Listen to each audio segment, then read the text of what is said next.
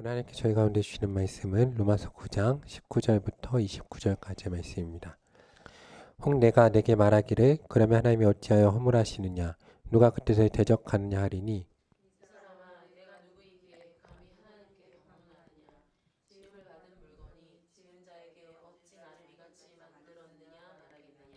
토기장이가 진흙 한 덩어리로 하나는 귀 있을 그릇을 하나는 천이 있을 그릇을 만들 권한이 없느냐.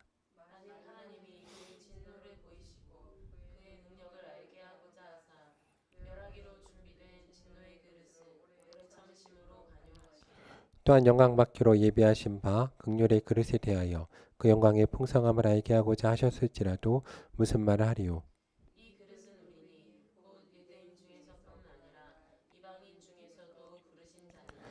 호세아의 글에도 이르기를 내가 내 백성 아닌 자를 내 백성이라 사랑하지 아니한 자를 사랑한 자라 부르리라.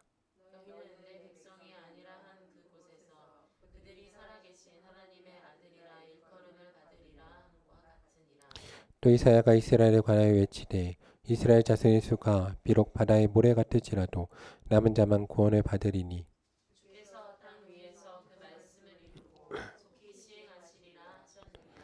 또한 이사야가 미리 말한 바 만일 만군의 주께서 우리에게 씨를 남겨두지 아니하셨더라면 우리가 소돔과 같이 되고 고모라와 같았으리로다 함과 같으니라. 아멘. 오늘 사도 바울은 로마서 9장 19절에서 이렇게 말씀합니다. 혹 내가 내게 말하기를 그러면 하나님이 어찌하여 허물하시느냐 누가 그 뜻을 대적하느냐 하리니. 오늘 이 말씀은 제가 그냥 개역 개정으로 빠르게 읽으면 조금 약간 이해하기 어렵고, 오늘 말씀은 새한글 성경으로 번역된 것을 읽으면 조금 더 잘 이해할 수 있습니다. 새한글 성경을 읽으면 이렇습니다. 그러면 그대는 나에게 따질 것입니다. 그렇다면 왜 하나님은 아직도 잘못을 나무라시는 겁니까? 그분 뜻에 누가 맞설 수 있다는 말입니까? 라고 말하고 있습니다. 그러니까 오늘은 이 말은 한 사람이 하나님은 왜 우리를 잘못했다라고 나무라시냐, 그러니까 하나님이 왜 우리를 허물하시느냐라고 묻고 있는 겁니다. 그래서 오늘 19절 말씀은 우리가 지난주에 나온 18절 말씀과 연결되는 말씀입니다.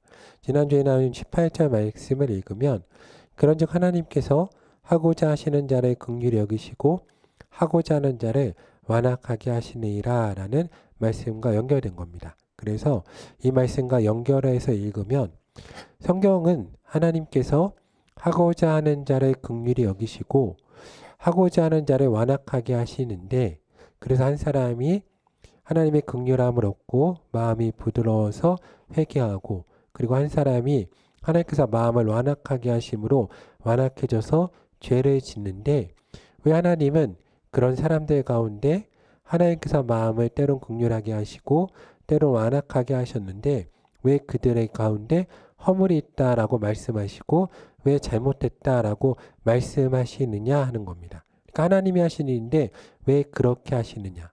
그래서 오늘 말씀은 헬라어로 멘페타이라는 이 비난하다, 꾸짖는다라고 묻는 이 말을 왜 하나님께서 우리 가운데 행하시느냐라고 묻고 있는 것입니다. 우리가 오늘 말씀을 읽으면서는 몇 가지를 구분해서 보아야 합니다. 제가 학부에서 신학을 할 때 경험을 하게 된 것이, 우리가 일반 신앙생활에서 말하는 이 하나님에 대한 이해가 있고 신학생이나 신학자로서의 이해와 또 하나님에 대해서 말하는 바가 있고, 그리고 목회자로서 경험할 때 또 하나님에 대한 입장이라는 게 있습니다. 그러니까 성도님들도 한 삶을 살면서 많은 역할들을 감당하시지 않습니까? 그러니까 자녀일 때의 입장이 있고 부모일 때의 입장이 있고 교사로서의 입장이 있습니다. 우리가 삶을 살면서 하나님에 대한 이야기를 듣고 그리고 하나님에 대한 걸 배웁니다. 그리고 삶에서 또 경험을 하기도 합니다. 근데 오늘 여기서 되게 중요한 부분은 이제 우리가 배운 하나님, 그리고 우리가 말하는 하나님, 이 하나님은 긍휼히 여기기도 하시고 완악하게 하시기도 하는 하나님이십니다. 그러니까 전체적인 주권은 하나님께 있다라고 우리는 선포합니다. 이것이 신학적으로 맞습니다. 그래서 하나님께서 주권을 가지고 계시고, 하나님은 어떤 사람을 완악하게 하셔서 심판으로 인도하시고 어떤 사람은 완악하게 하시고 그들을 또 사용하셔서 믿는 자들 가운데 도구로 사용하신다라고 말하게 됩니다. 그런데 여기서 또 중요한 부분은 이겁니다. 그러면 우리가 알고 있는 것 그리고 우리가 깨닫게 되는 것은 하나님께서 주권이 갖고 계시다는 것을 알고 있고 깨닫게 되는데 근데 삶에서 우리가 살면서 경험하고 우리 삶에서 신앙인들이 깨닫게 되는 것은 하나님께서는 악인과 죄인 모두를 돌보신다는 겁니다. 위인도 돌보시지만 여기서 중요한 것은 그것이죠. 무엇인가 하면 성도님들이 그렇다면 삶에 있어서 경험한 하나님 여러분이 이제 지식적으로 알고 있는 하나님이 아니라 우리가 삶에서 경험한 하나님은 마음을 완악하게 하시는 하나님이신가 아니면 마음을 부드럽게 하시는 하나님이신가 하는 부분이 중요한 것입니다. 우리가 만나는 하나님을 많은 사람의 마음을 완악하게 하셔서 심판으로 끌고 가시는 하나님이십니까? 아니면 우리가 만나는 하나님은 많은 사람의 마음을 부드럽게 하시고 그들을 구원으로 인도하시는 하나님이십니까? 그러니까 우리가 신학적으로는 하나님께서 주권을 가지고 계시고 모든 사람을 사용하시고 하나님께서 결정하시기 때문에 악인들의 마음에 완악함도 하나님이 결정하신다라고 이야기할 수밖에 없습니다. 그런데 중요한 건 우리가 경험하게 되는 하나님에 있어서는 많은 사람들은 그 완악함을 경험하지 않고 무엇을 경험합니까? 하나님의 사랑과 긍휼과 자비와 오래 참으심을 경험을 합니다. 특별히 우리가 십자가의 주 예수 그리스도를 경험할 때 우리는 하나님은 오직 사랑이시다라고 말할 수밖에 없습니다. 이것이 이제 우리가 경험하는 진정한 은혜입니다. 우리 그리고 여기서 중요한 것은 우리가 그 사랑을 경험하기 때문에 사실은 십자가의 예수 그리스도의 은혜를 경험했기 때문에 그 은혜 앞에서 이제 기독교인이나 교인들은 염치라는 게 있죠. 우리가 삶을 살면서. 그래서 하나님의 사랑을 알면서도 많은 기독교인들은 또 공의와 정의를 말할 수밖에 없는 겁니다. 이게 이제 신학자 칼바르트는 교회의 고난이다라고 얘기하는데 저는 그렇게까지 말하는 건 이제 칼바르트가 이 교회 교의학자라고 그래서 교회를 변호하는 사람이어서 그거는 이제 신학자의 입장이고 저희 입장에서는 그 정도까지 말하는 건 좀 고난까지는 아니고 약간의 딜레마인 겁니다. 약간의 딜레마. 그러니까 우리가 경험하는 하나님은 늘 사랑이신데 너무나 사랑의 큼을 경험하기 때문에 하나님 가운데 더 요구할 수도 없고 또 우리가 가진 지식의 한계, 성경의 한계, 우리 하나님에 대한 여러 가지의 우리 신학적인 한계 때문에 우리의 이해도의 한계겠죠. 성경의 한계가 있는 것이 아니라 그렇기 때문에 우리가 하나님은 사랑과 정의와 공의를 행하시는 하나님이다라고 강조할 수밖에 없는 거죠. 우리 하나님을 너무나 큰 사랑을 경험했기 때문에 우리는 그 예수 그리스도의 십자가 그 은혜를 경험한 자여서 하나님의 그 은혜를 알고 있음에도 그 생명까지 내어주신 분 아닙니까? 그래서 더 이상 은혜와 긍휼을 우리가 강구할 수 없을 때 공의와 정의를 말할 수밖에 없는 상황 가운데 들어가게 되는 것입니다. 우리가 종종 그렇지 않습니까? 부모님이 우리 아이들이 종종 부모님의 사랑을 깊게 경험한 자녀들이 이제 첫째나 성장한 자녀들이 우리 부모님에 대해서 잘 알죠? 우리 부모님이 내 모든 것을 받아주실 수 있다라는 것을 깨닫게 된 순간 도리어 동생들에게는 좀 엄해질 수 있는 겁니다. 왜냐하면 부모님은 모든 걸 받아주시지만 그 은혜와 사랑을 경험했기 때문에 부모 공경이나 여러 가지 말씀을 듣는 것을 이제 깨닫고 행하는 것이 어떻게 보면 인간됨의 한계이기도 하지만 인간됨의 도리라는 거죠. 그래서 우리 교회도 이러한 상황 가운데 처해서 오늘 말을 하고 있는 것입니다. 그런데 교회가 이 사랑과 공의와 정의를 깨달아 있을 때에도 우리가 계속 말할 수밖에 없는 것은 하나님의 긍휼과 사랑은 계속된다라고밖에 말할 수 없습니다. 오늘 사도 바울은 이어서 저희 가운데 이렇게 말하는데 로마서 9장 20절에서 23절 말씀을 보면 이 사람아 내가 누구이기에 감히 하나님께 반문하느냐 지음받은 물건이 지은 자에게 어찌 나를 이같이 만들었느냐 말하겠느냐 토기자가 진흙 한 덩이로 하나는 귀 쓸 그릇을 하나는 천이 쓸 그릇을 만들 권한이 없느냐 만일 하나님이 그의 진노를 보이시고 그의 능력을 알게 하고자 하사 멸하기로 준비된 진노의 그릇을 오래 참으심으로 관용하시고 또한 영광 받기로 예배하신 바 긍휼의 그릇에 대하여 그 영광의 풍성함을 알게 하고자 하셨을지라도 무슨 말을 하리요 라고 말을 하고 있습니다. 오늘 말씀은 특별히 새한글 성경으로 읽으면 왜냐하면 사도 바울이 개인적인 위경과 감정이 들어가 있는 이야기이기 때문에 새한글 성경이 조금 더 저에게 와닿습니다. 제가 새한글 성경으로 아까 읽었던 말씀을 읽으면 아 사람아 도대체 그대는 누구입니까? 하나님께 마이데코하며 대대다니요 만들어진 것이 사람에게 왜 나를 이렇게 만드셨나요? 하고 따지겠습니까?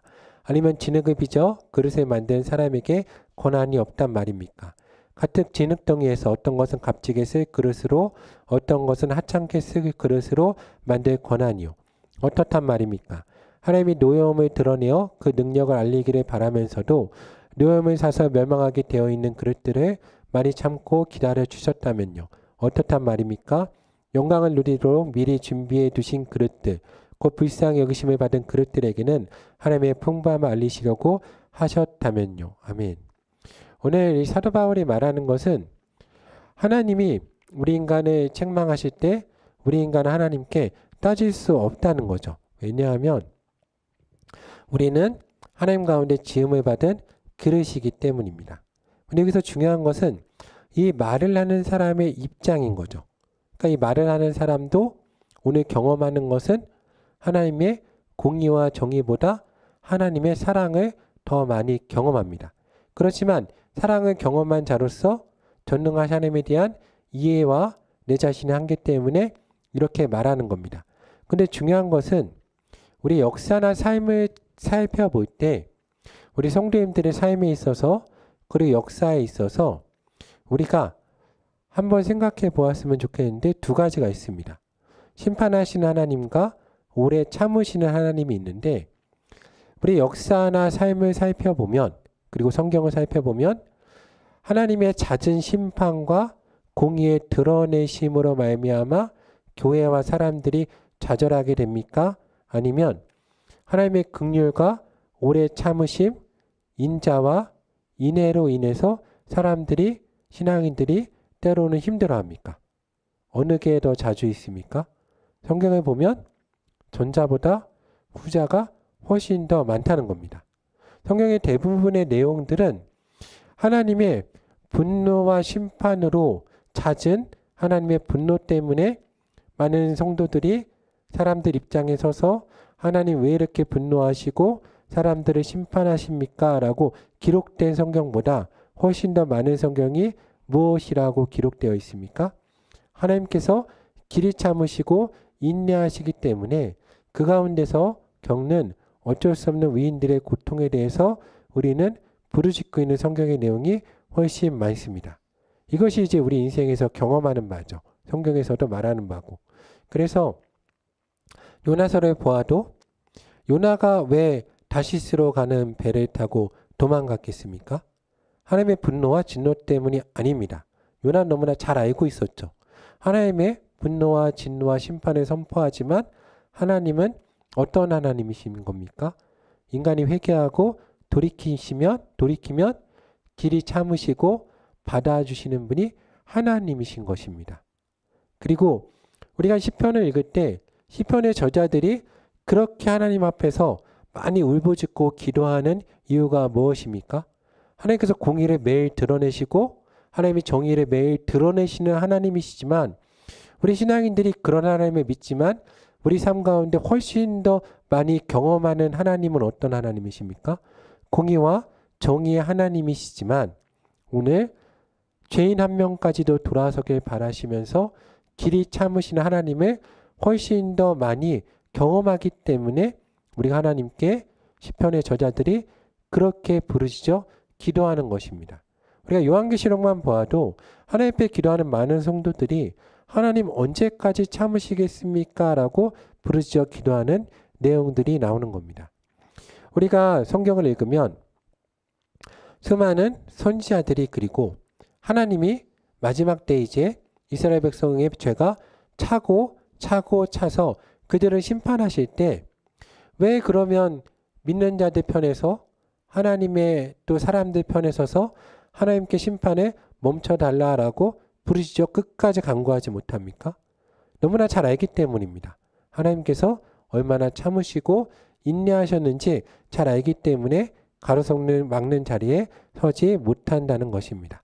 그리고 특별히 신약을 사는 저희들은 이미 예수 그리스도의 십자가의 사랑, 그리고 하나님의 놀라운 인내와 참으심, 그리고 결국에 하나님께서 이제 모든 분노를 쏟아내신 분은 주 예수 그리스도이십니다.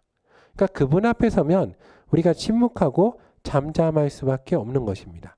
그래서 현재의 교회와 성도들의 어려움은 이것이죠. 우리의 삶에 있어서는 하나님의 은혜와 긍휼과 자비를 경험하되 크신 하나님 앞에 서서 또 이 땅을 향해서는 하나님의 은혜와 자비 앞에서 이 땅에 심판을 선포할 수밖에 없는 것입니다.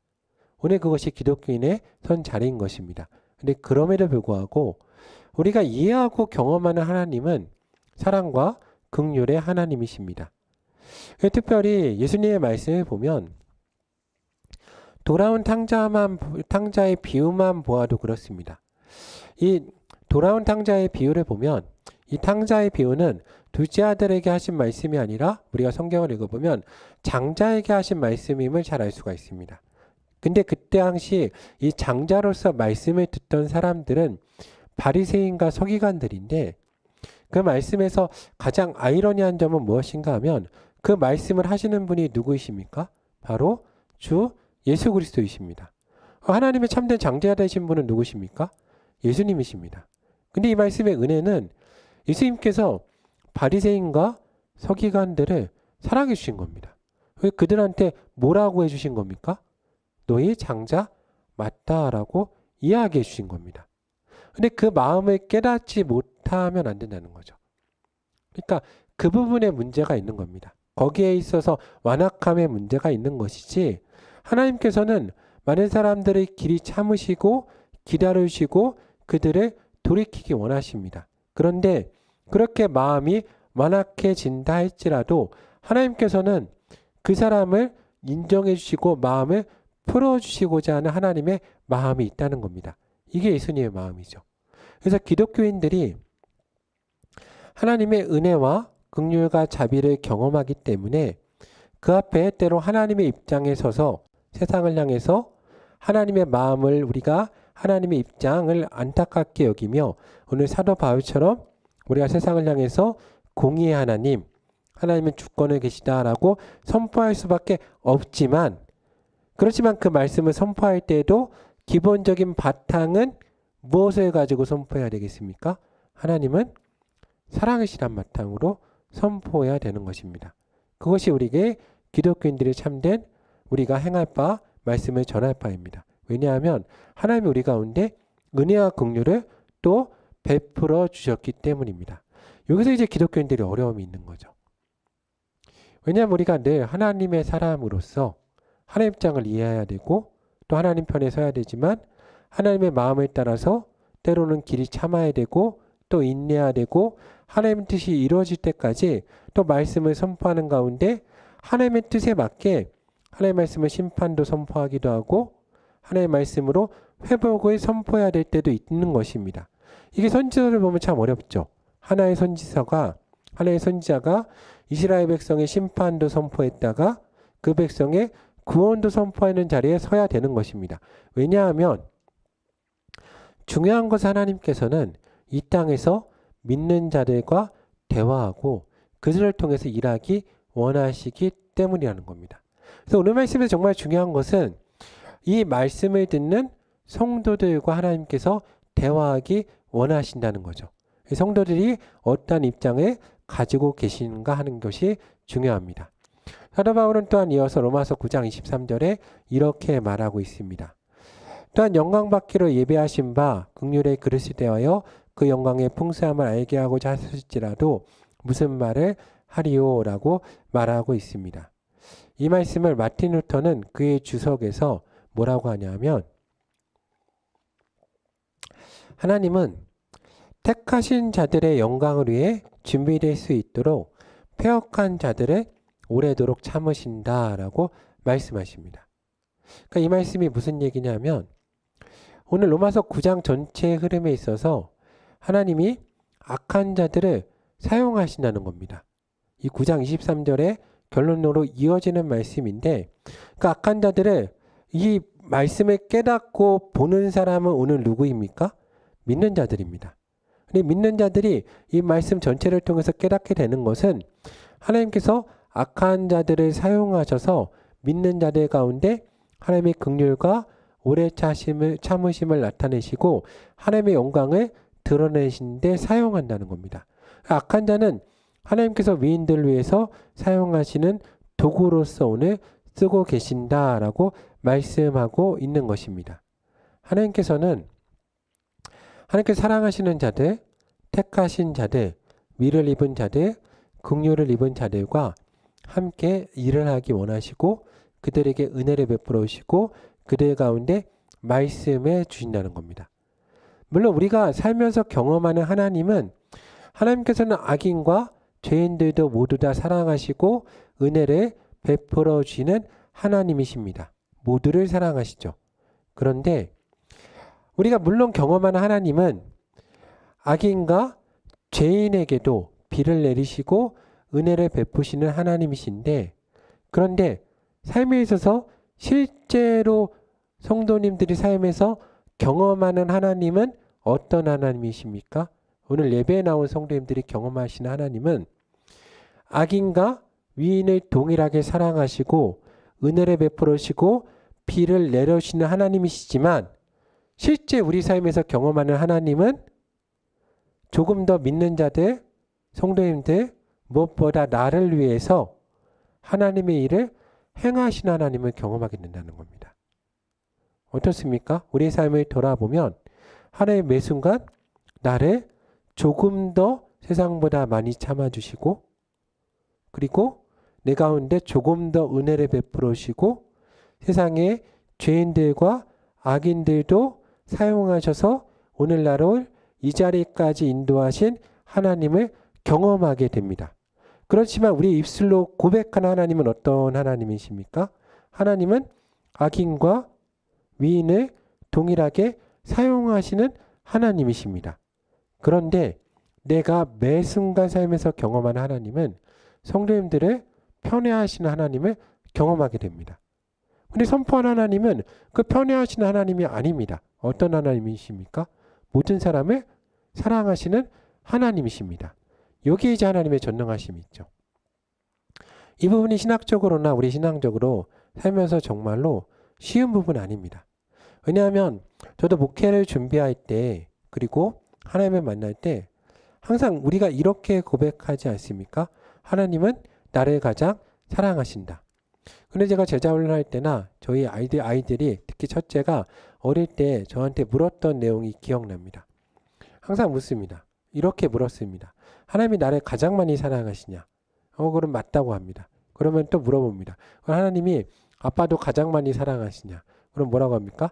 맞다고 합니다. 그럼 둘 다 어떻게 맞을 수가 있냐? 참 어렵죠.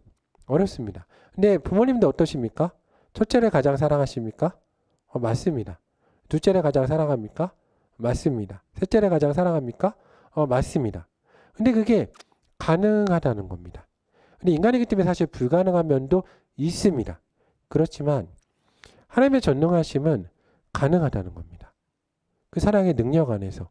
그런데 우리가 경험하고 우리가 선포하고 교회에서 말하는 하나님의 입장은 또 다를 수도 있다는 겁니다.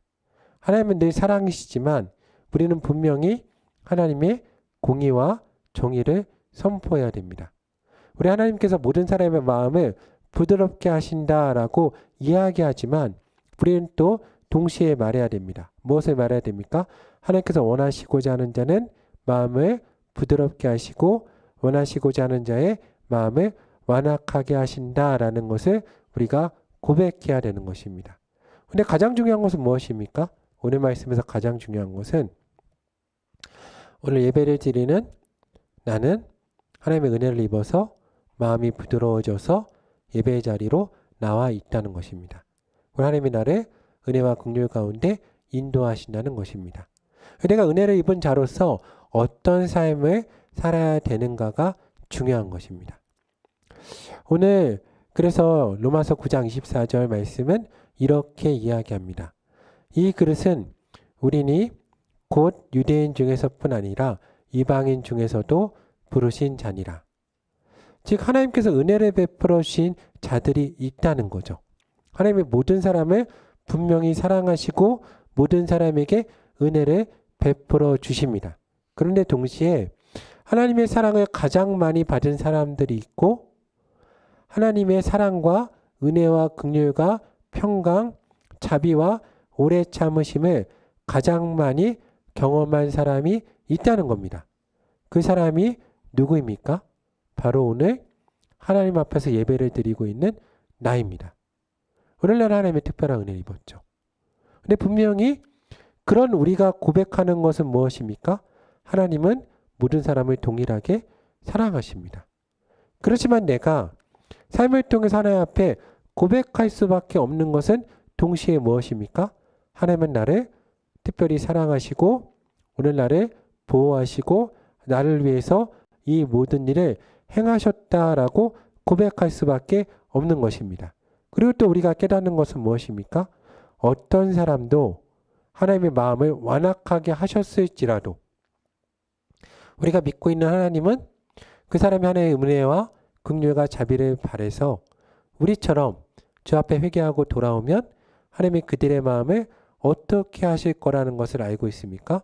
부드럽게 하시고 구원하기 원하신다는 것을 우리는 분명 믿고 알고 있습니다. 그렇지 않으면 우리가 복음을 전하지 않을 것입니다. 근데 그럼에도 불구하고 인간이기 때문에 경험하는 하나님은 주권을 가지고 계시고 모든 것을 주관하시는 하나님을 경험할 수밖에 없습니다. 이게 우리 인간의 한계입니다. 그래서 기독교인은 되게 겸손해질 수밖에 없습니다. 우리가 이단과 다른 점은 그런 거죠. 이단은 뭐든지 아주 명확하게 답을 내립니다. 왜냐하면 자기가 하나님 위치에 서 있기 때문입니다. 근데 기독교인은 명확하게 답을 내리는 게 너무나 힘듭니다.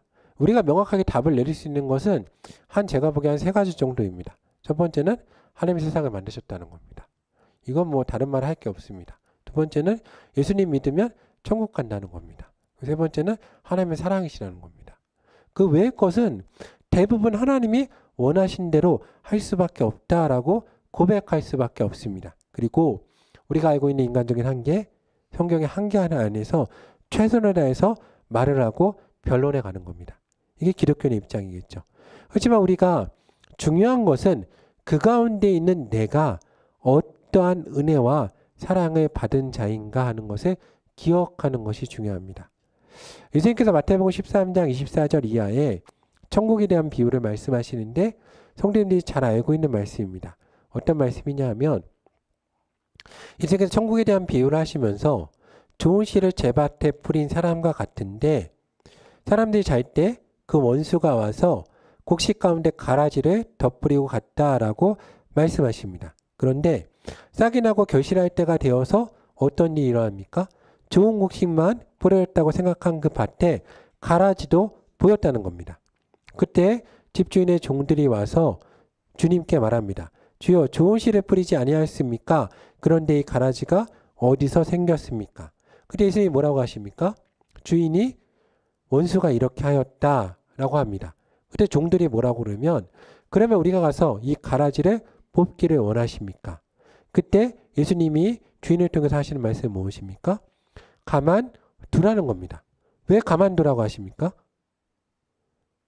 이 가라지 때문에 가만두라고 하지 않으셨습니다. 왜 가만두라고 하셨습니까? 뽑다가 무엇까지 뽑을까봐?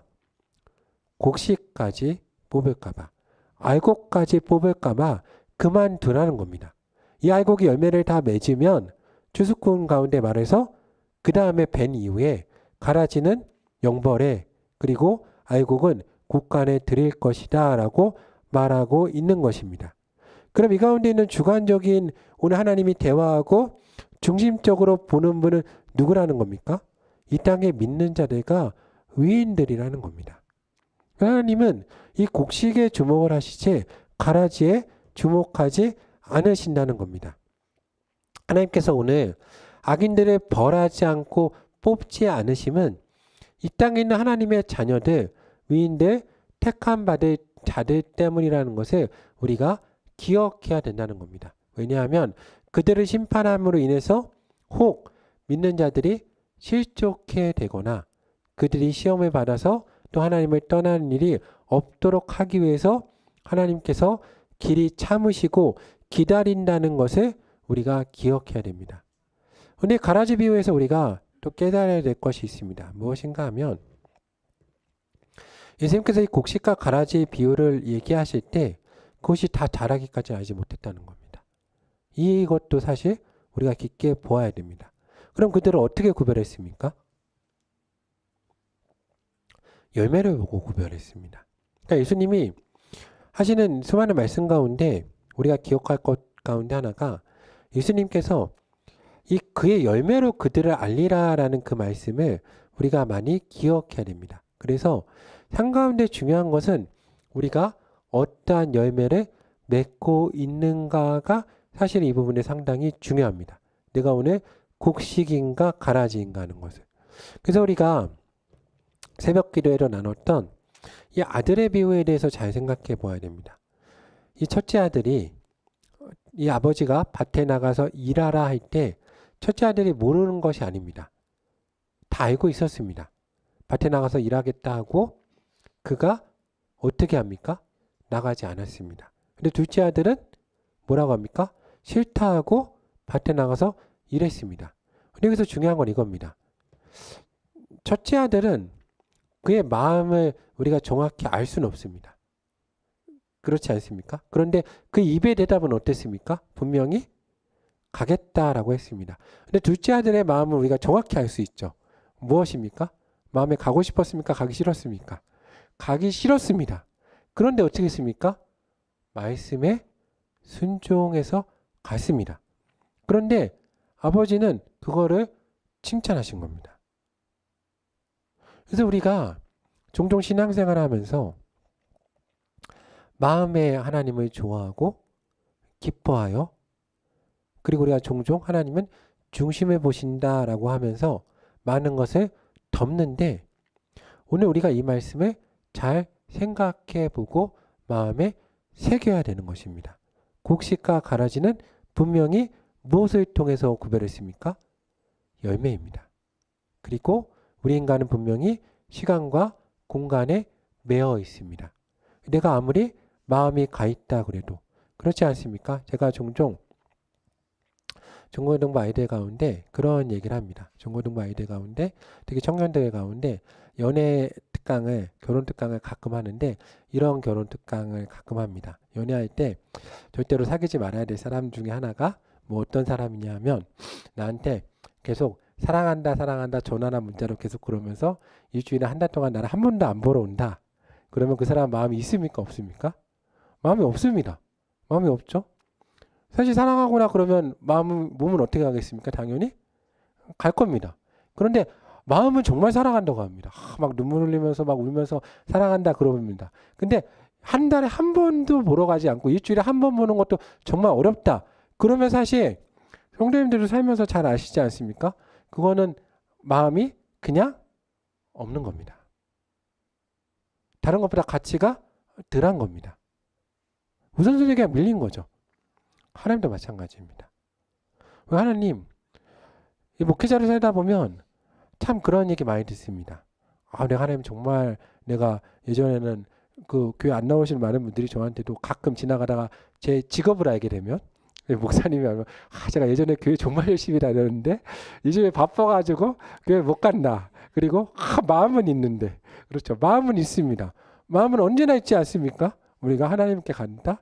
근데 바빠서 삶이 안 돼서 그렇죠, 못 간다. 근데 다른 건 다 하지 않습니까? 밥도 먹고 그렇죠. 밥 한 끼 굶으면 올 수 있는데 밥 한 끼 못 굶어서 못 오는 겁니다. 마음이 있습니까? 없는 겁니다. 시간과 공간이 정확히 매여 있습니다. 이 부분을 기억해야 됩니다. 삶의 열매에 있어서. 그런데 그럼에도 우리가 경험하는 것은 하나님은 은혜입니다. 사랑이십니다. 근데 그걸 경험한 자이기 때문에 우리가 하나님의 입장에서 말할 수 있어야 되는 겁니다. 하나님은 그렇지만 반드시 심판하신다. 그리고 너희가 주께 돌아오라. 근데 우리가 마음에서 믿고 있는 하나님은 어떤 하나님이십니까? 하나님은 그래도 돌이키기 원하시고 그래도 사랑하기 원하신다는 하나님입니다. 그래서 오늘 로마서 9장 25절 이하의 말씀에 보면 이 사도 바울이 호세아의 글을 예로 들고 있는데 어떻게 합니까? 호세아의 글에도 이르기를 내가 내 백성 아닌 자를 내 백성이라 사랑하지 아니한 자를 사랑한 자라 부르리라. 너희는 내 백성이 아니라 하신 그곳에서 그들이 살아계신 하나님의 아들이라 일컬음을 받으리라 함과 같으니라 라고 말씀하고 있죠. 그래서 사도 바울이 말하는 바는 하나님이 이 사도 바울은 말씀을 계속 읽다 보면 유대인의 입장에 서이 말씀을 어떻게 이어가냐 하면 하나님이 유대인들을 계속해서 사랑하셨는데 유대인이 거부했기 때문에 내 백성이 아닌 너희들을 택하셔서 너희가 은혜 입은 자가 되었다. 그러므로 원가지도 아끼지 아니하셨은즉 너희가 똑바로 잘 살아야 된다라고 말을 하고 있는 겁니다. 그런데 이 말씀이 어디에 기록되어 있는 말씀입니까? 호세아서에 기록된 말씀입니다. 근데 호세아서를 읽어보면 어떻습니까? 호세아서를 읽어보면 이 말씀만 있는 게 아닙니다. 호세아 말씀은 어떤 말씀입니까? 하나님이 음란한 여인을 택하셔서 그를 사랑하시고 그의 자녀를 보고 아파하시고 그의 자녀를 보고 끝까지 눈물을 흘리시면서 그래도 내가 돌이키고 사랑하고 내가 나를 떠나서 음탕한 자리에 가도 다시 사서 내 아내로 삼고 그렇게 사랑하는 내용이 호세아서인 겁니다. 근데 그럼에도 불구하고 악하고 떠났기 때문에 어쩔 수 없었던 것이지 하나님의 끝까지의 마음은 어떤 마음인 겁니까? 사랑하고 돌이키고자 하는 마음이 있는 것입니다. 오늘 그 선에 서 있는 게 기독교인과 교회인 겁니다. 오늘 말씀은 쉽지는 않습니다. 왜냐하면 우리가 머리로 분명히 알고 있고 선포하는 말씀은 하나님은 공의와 정의이시고 하나님은 마음을 완악하게 하는 자를 완악하게 하시고 부드럽게 하는 자를 부드럽게 하신다는 겁니다. 그래서 오늘 사도 바울이 말하는 것은 이방인들의 마음을 부드럽게 하시고 지금 유대인의 마음을 어떻게 하셨다는 겁니까? 완악하게 하셔서 너희가 은혜로 구원을 받았다는 겁니다. 그런데 우리가 성경을 통해서 배우는 하나님은 그럼에도 불구하고 끊임없이 사랑하고 부르고 유대인들을 부르고 계시는 하나님이십니다. 그런데 문제는 무엇입니까? 유대인들의 마음이 지금 교만하고 악하여서 그 부르심을 안 듣고 있을 뿐입니다. 그런데 그럼에도 불구하고 우리가 선포해야 되는 기본적인 바탕은 무엇입니까? 하나님은 사랑이시다라고 선포해야 됩니다. 그런데 사도 바울의 입장에서 중요한 것은 사도 바울은 그걸 알면서도 더 이상 그 말씀을 선포할 수 없는 자리에 들어간 겁니다. 왜입니까? 그 사랑과 긍휼이 한계점을 알기에 인간적으로도 한계점 있지 않습니까? 그렇기 때문에 하나님이 그럼에도 알기에 넘어간 겁니다. 이 선을 넘어갔기 때문에 이방인의 사도로 넘어간 거죠. 그래서 그들 가운데 복음을 전하게 된 것입니다. 그러면 중요한 것은 무엇이겠습니까? 우리가 이 선을 넘어가지 않도록 해야 됩니다. 이 선을 넘어가지 않도록 하는 것. 이 선을 지키는 것. 이것도 교회와 믿는 자들의 중요한 몫입니다. 이 선을 잘 알고 목회를 해야 됩니다. 그래서 우리가 엘리 같은 사람이 됐을 때 우리의 자녀가 엘리의 자녀들과 같을 때 하나님이 심판하시기 전에 어떻게 해야 되겠습니까? 우리가 나서서 그 선을 덜어내는 자리에 있어야 됩니다. 그래야 하나님이 우리 교회와 우리 나라 민족 가운데 주신 하나님의 은혜와 촛대가 옮겨가지 않습니다. 그것을 못 해내면 사무엘로 옮겨가는 것입니다. 근데 그럼에도 불구하고 하나님의 음성을 듣고 은혜의 자리는 사무엘 시대에도 엘리의 집이었다는 걸 우리가 기억해야 됩니다. 그래서 오늘 우리가 기억하는 것은 하나님은 공의와 정의의 하나님이시고 마음을 완악하게 하시는 하나님이시되 끝까지 포기하지 말고 우리의 자녀와 우리 사랑하는 자들 가운데 하나님의 기본 바탕은 사랑이시기 때문에 이것을 가지고 선포해야 되는 것입니다. 근데 그들을 돌이키기 위해서 우리가 선포할 때 하나님의 마음과 입장을 잘 이해해서 선포해야 됩니다. 제가 아브라함처럼 소돔과 고모라에 위인 10명이 없어서 멸망하게 되는 시점이 있을 수도 있다는 겁니다. 그런 시점에도 하나님 앞에 끊임없이 간구해서 하나님의 마음을 읽고 은혜와 긍휼을 구하면 아브라함이 그냥 콕 집어서 얘기하면 되지 않았겠습니까? 뭐라고 얘기하면 됩니까? 누굴 구해 주십시오? 조카 롯을 구해 주십시오라고 얘기하면 됩니다. 근데 아브라함은 그렇게 얘기하지 않습니다. 왜냐하면 이게 염치라는 거죠. 인간의 염치. 이걸 지켜야 되는 겁니다. 너무나 많은 기독교인과 교회가 이걸 모릅니다. 인간의 염치라는 게 있어야 되거든요. 그 선을 지키는 겁니다. 아브라함이. 그러하나님께 간구하는 겁니다. 하나님 50명, 40명, 30명, 10명 간구하는 겁니다. 그 밑으로 못 내려가는 겁니다. 근데 그렇게 간구하면 하나님이 아브라함의 마음을 어떻게 하십니까? 모르시겠습니까? 아십니다. 그래서 하나님이 그 땅을 심판하시면서도 누구는 빼내주시는 겁니까? 조카 롯은 빼내주십니다. 오늘 사도 바울도 그 마음이 있는 겁니다. 그래서 심판을 선포할 수밖에 없습니다. 그래서 우리가 목회를 할 때 혹은 교회 사역을 할 때 중요한 것은 오늘 하나님 앞에 서 있는 나와 하나님의 입장을 잘 이해하면서 대화하고 읽어내야 됩니다. 그래서 오늘 말씀에서 이 9장 10장에서 상당히 중요한 것은 오늘 하나님 앞에서 대화하고 있는 내가 어떻게 하나님 앞에 나아가야 하는가 하는 것입니다. 그래서 우리가 하나님의 마음을 가지고 복음을 가지고 때로 안타깝게 하나님의 은혜와 긍휼과 자비를 간구할 때가 있는데 우리가 하나님의 말씀을 선포하는 것과 하나님의 말씀을 삶으로 살아날 때 중요한 것은 하나님께서는 오늘 성도님들과 대화하기 원하신다는 겁니다. 성도님들 하나님과 대화하는 자리에 서 있어야 된다는 거죠. 하나님께 성도님을 통해서 얘기하시기 때문에. 그럴 때 우리가 누구의 입장에서 간구하는 게 하나님 뜻에 더 맞겠습니까? 하나님이 어떤 것을 원하시겠습니까? 우리가 때로는 하나님의 마음을 이해하는 자로 서야 된다는 겁니다. 그래서 하나님을 향한 절대적인 믿음을 가져야 된다는 거죠. 하나님은 어떤 분이십니까? 하나님은 은혜와 긍휼과 사랑을 가지신 분이라는 겁니다. 그 마음을 가질 때 우리가 하나님 앞에 간구할 수 있는 것이죠. 다윗이 그런 일에 빠졌을 때 다윗이 죄악에 빠졌습니다. 인권조사를 하죠. 잘못된 일을 한 겁니다. 하나님이 다윗 가운데 세 가지 중에 선택하라고 하지 않습니까? 앞에 있는 두 가지는 인간의 형벌이고 마지막 것은 누구의 형벌입니까? 하나님의 형벌. 당연히 어떤 선택을 해야 되겠습니까? 하나님의 형벌이 더 셉니까? 인간의 형벌이 더 셉니까? 하나님의 형벌이 훨씬 강하죠. 인간적인 걸 선택해야 됩니다. 근데 다윗은 누구의 것을 선택합니까? 하나님의 형벌을 선택합니다. 왜입니까? 믿는 겁니다. 누구 믿는 겁니까? 하나님을 믿는 거죠. 이게 하나님과 대화하는 방법입니다.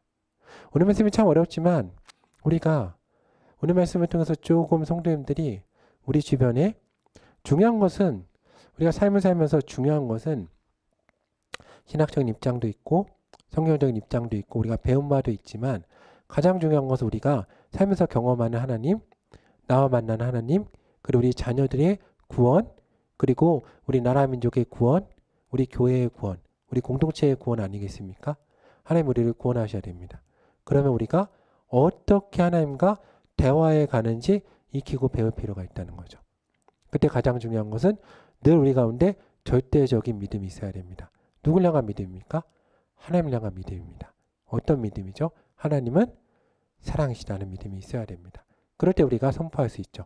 하나님은 원하는 자의 마음을 완악하게 하시고 원하는 자의 마음을 부드럽게 하신다 라고 믿음으로 선포할 수 있습니다.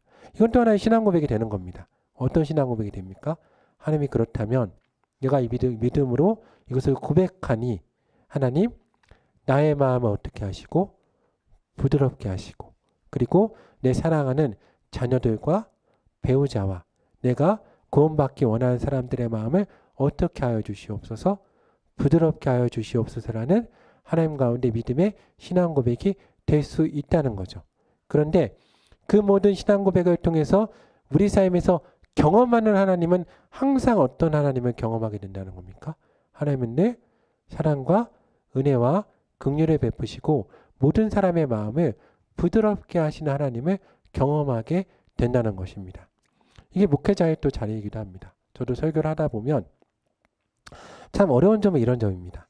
제가 믿고 있는 하나님, 제가 경험하는 하나님은 목회를 하면서 늘 경험하는 하나님은 모든 사람을 구원하기 원하십니다.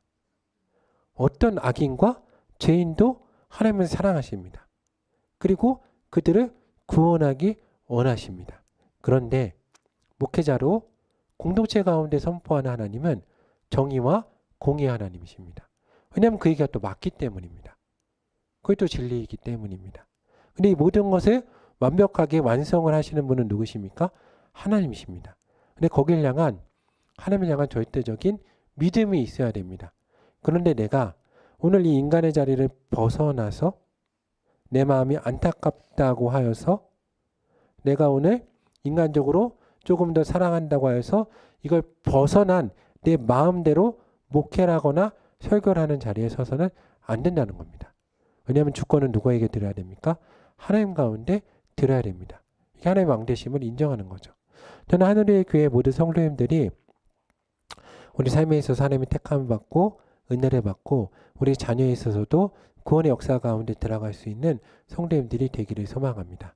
하나님의 대대손손 우리를 사용하시고 하나님께서 우리를 사용하셔서 우리와 대대손손 하나님의 택함 받은 바 된 자녀가 하나님의 긍휼함을 받은 자녀가 저희와 저희의 후손이 되는 역사가 있기를 소망합니다.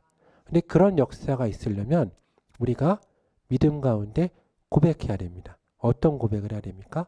하나님은 원하는 자의 마음을 완악하게 하시고 원하는 자의 마음을 긍휼하게 하신다라고 고백해야 됩니다. 이것을 선을 넘어서 유대인들처럼 우리가 아브라함의 자손이고 신이 이제 우리는 걱정 없다 하는 순간 넘어가게 되고 넘어지게 되는 것입니다. 늘 겸손하게 서서 인간의 자리에 서서 하나님의 은혜와 긍휼을 간구함으로 하나님의 영원한 약속과 축복의 그 삶 가운데 들어가서 주께서 우리 하늘의 교회와 성도들과 성도들의 가정들 가운데 은혜와 긍휼을 베푸시고 저희가 주 가운데 대대로 택함받은 주님의 자녀와 권속되는 역사가 우리 가운데 있기를 기도합니다. 함께 기도하겠습니다.